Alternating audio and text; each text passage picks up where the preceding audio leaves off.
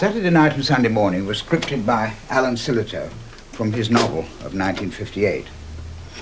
But it also derived from the documentary work which a group of young filmmakers had started producing in the mid-50s. The directors were Carol Rice, Tony Richardson, and myself, with Walter Lasserly as cameraman and John Fletcher on camera and sound. We called ourselves Free Cinema. We weren't paid to make our films. They cost practically nothing. They weren't bland advertisements for the British way of life. They were rough-edged and unpolished. My first Free Cinema film was shot at Dreamland in Margate.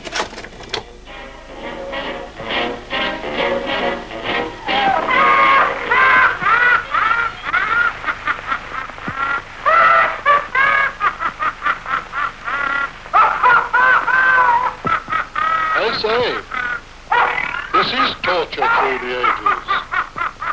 A show you can afford to see, but you cannot afford to miss.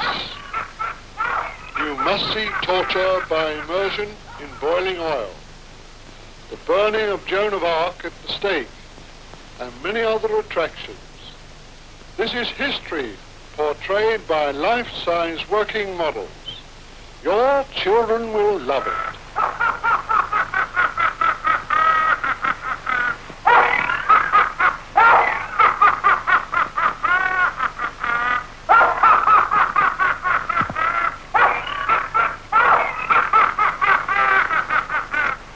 The first Free Cinema films were shown at the National Film Theatre in London 30 years ago, in 1956. 1956 was an extraordinary year. The end of World War II had been followed, in Britain at any rate, by a sort of freeze, a paralysis of exhaustion. The freeze lasted for 10 years. In 1956, the tragedies of Suez and Hungary shattered the fantasies of imperialists and communists and created the hope of a true social democratic new left. And sympathetically, at home, the cultural scene showed extraordinary changes. From the north of England, a whole new generation of writers began to make their mark. Alan Sillitoe from Nottingham, Sheila Delaney from Salford, Willis Hall from Leeds, John Arden from Barnsley. David Storey was from Wakefield. So were John Brain, Stan Barstow, David Mercer. And in London, Tony Richardson from Bradford was George Devine's associate at the Royal Court Theatre and making history with a play turned down by every management in London, John Osborne's Look Back in Anger. In the conformist climate of post-war Britain, dissenting voices began to make themselves heard. Journalists called them angry young men. Lorenza Mazzetti had come to London from Rome to study art. The British Film Institute gave her a grant to film a tale of two deaf mutes in the East End. We sort of adopted Lorenza and helped her to finish her film. Like us, she believed in the poetry of the everyday.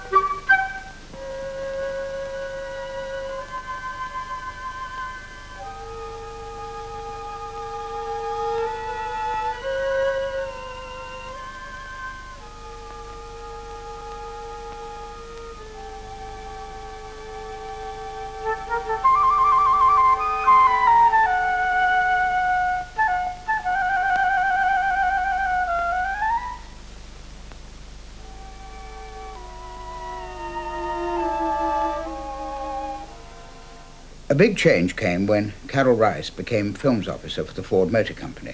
and persuaded them to sponsor a series of films completely without advertising. We called this series Look at Britain.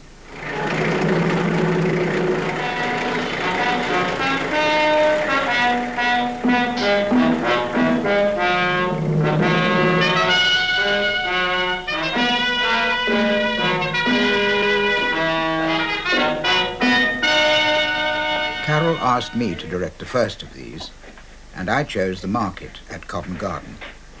Every Day Except Christmas was supposed to be another 20-minute picture, but it came out twice that length. Ford wouldn't increase its £4,000 budget, but Leon Claw, who was producing with Carol, agreed to forego his profit. We were on 35mm now, but we still couldn't synchronize dialogue, so we used voices impressionistically, like music.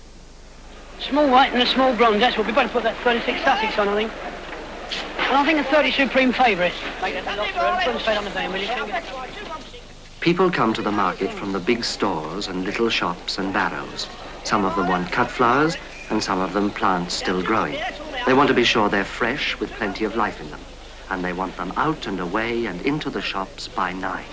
Don't get it cut up, please. Right with you. Right. All right, let's have that. 1 by 36 Ada Stevens, 1 by 42 Loveliness, 1 by 48 Sussex Pink, and 1 by 30...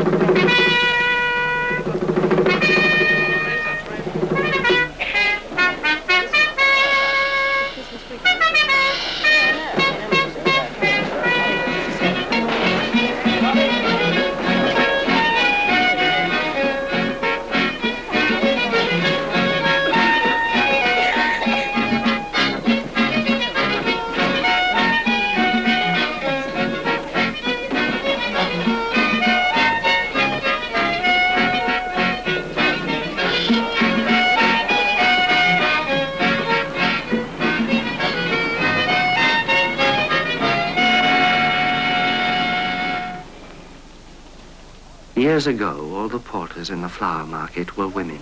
Now there's only one of them left. Alice has been on the job for 35 years, and when she goes, that's the end of it. When Carol Rice came to make his Look at Britain, techniques of sound recording had come on so rapidly that he was able to get much nearer to the boys and girls at the Kennington Youth Club he chose as his subject.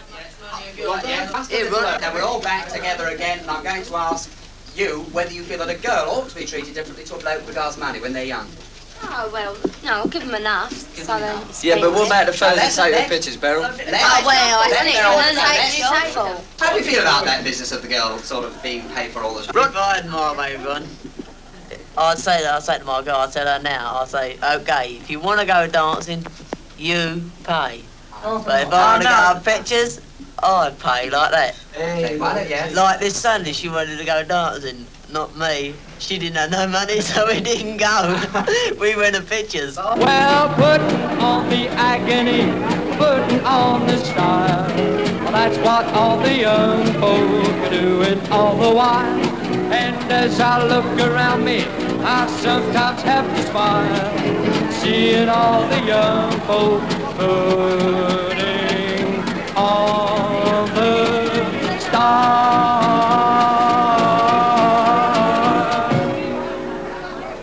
An unobtrusive, precise camera style, a respect for people as individuals, as well as members of a class or an industry. These were the characteristics.